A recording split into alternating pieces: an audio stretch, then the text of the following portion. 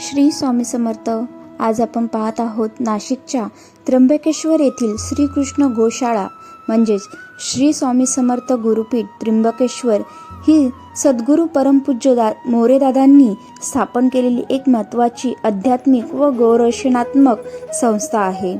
10 November 1992 रोजी स्थापन झालेले हे केंद्र गोदावरीच्या काठी असून येथे हजारो गोवंशांचे संगोपन, सेंद्रिय शेती आणि स्वामी समर्थांचे सेवेचे मार्गदर्शन केले जाते.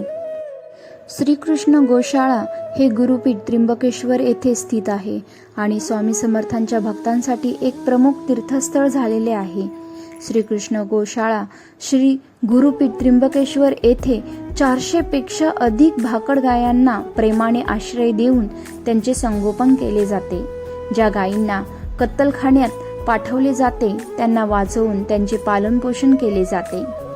गुरुपीठामध्ये प्रवेश करण्यापूर्वी पाय धुवून औदुंबराला प्रदक्षिणा घालून स्वामी भक्तांना भाविक मंदिरात स्वामी समर्थांचे दर्शन घेता येते. आणि तुम्हाला ह्या श्रीकृष्ण गोशाळा श्री गुरुपीठ त्र्यंबकेश्वर येथे जर भेट द्यायची असेल तर नक्कीच द्या, कारण गोमाता ही आपली आईच आहे.